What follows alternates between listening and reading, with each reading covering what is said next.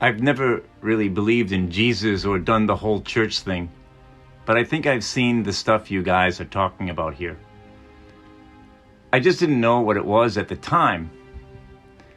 I was in the Army from 1997 to 2000, and I was sent to McMurdo Station in Antarctica.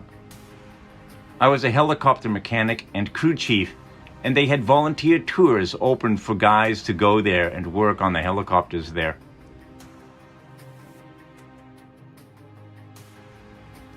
When they asked for volunteers, a bunch of us applied, but only me and one other guy got accepted. The application process had a bunch of questionnaires that we had to fill out, and we had to sit for a bunch of one-on-one interviews. It was mostly just a bunch of questions about what our interests and beliefs were. I was sent to McMurdo Research Station in August of 1998. When we weren't busy de-icing the aircraft and working on them, we had time to hang out with the scientists at the research station. The military unit attached to McMurdo was small, and we didn't have our own separate facilities. We didn't have a PX or a media center. There was no chapel or chaplain, and we didn't have our own separate mail room. We just had to share the same facilities with the scientists and researchers. So over time, I got to be friends with a few of them. They had two different kinds of ice that they worked on and studied. One kind of ice was the normal kind that we've all seen. They took cores of it out of boreholes in the ground. Just like normal ice, it was mostly clear or sometimes white, and it would melt into liquid water if it got warm. The whole area of Antarctica is covered in this kind of ice. But that wasn't their main kind of ice. The only time I ever saw them actually studying normal ice was when a film crew from National Geographic came by.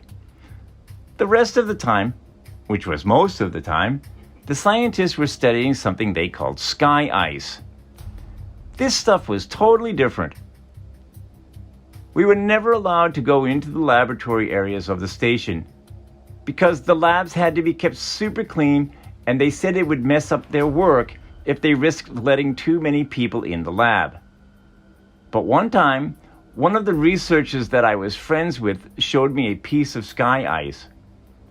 You couldn't touch the stuff with your bare hands because it was so cold. And it wasn't clear or white like normal ice. It was solid blue. He said that's why they call it sky ice, because it was the exact same color as the sky. We had to wear thick, heavy, going outside gloves to handle it. The stuff was so cold it would instantly freeze your skin if you touched it. I don't remember what temperature he said it was, but it was something like hundreds of degrees below zero, way colder than the normal ice that was outside. He had to carry it in a metal bottle that was kind of like a thermos. He let me play with a piece of it for a while. It felt lighter than a piece of normal ice of the same size, like it wasn't very heavy at all.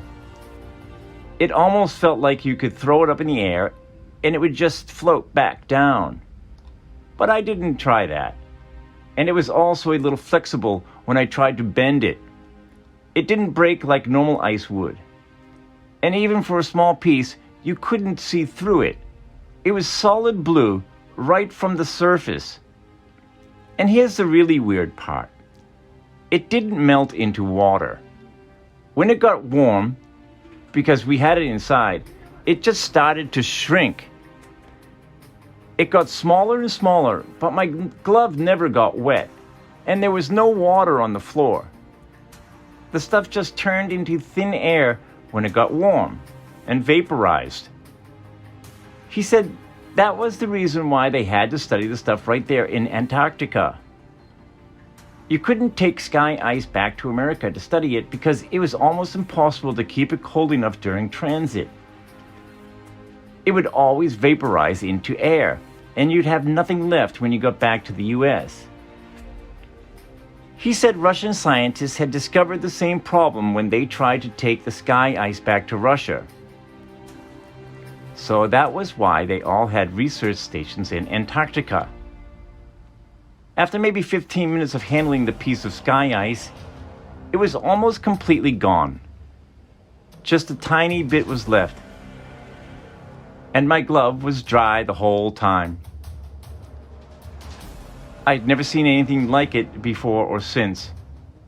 And that's unusual, because I've always had an interest in scientific things. I think that's even why I got selected to go to Antarctica, because a big part of the interview was about science and what I believed about things. So I really thought it was cool to see something I'd never heard of before.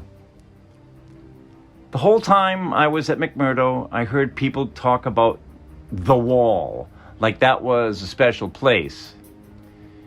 It's pretty common to find ice walls and ice cliffs all over Antarctica. The whole place is ice. But it's all just normal white or clear ice. So I asked my friend where they get the sky ice from, and he said it comes from the wall. I don't remember exactly how he described it, but apparently there's a huge wall of sky ice in Antarctica. He said it was hundreds of miles inland from the coast. I never got to see it myself because I was only stationed to McMurdo. I didn't get to go out on expeditions. He said it was the biggest natural structure in the world. He said that in the 1960s, the US Army had a plan to bore a tunnel into the wall, but they didn't have a boring machine that could handle super cold temperatures.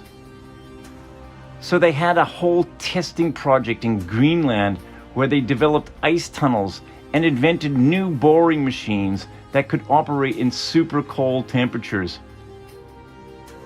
Like, they did this whole big thing in Greenland just for practice. I'm not an expert on that, but that's just what he told me. Then, once they had the new boring machine figured out, they brought it to the wall in Antarctica.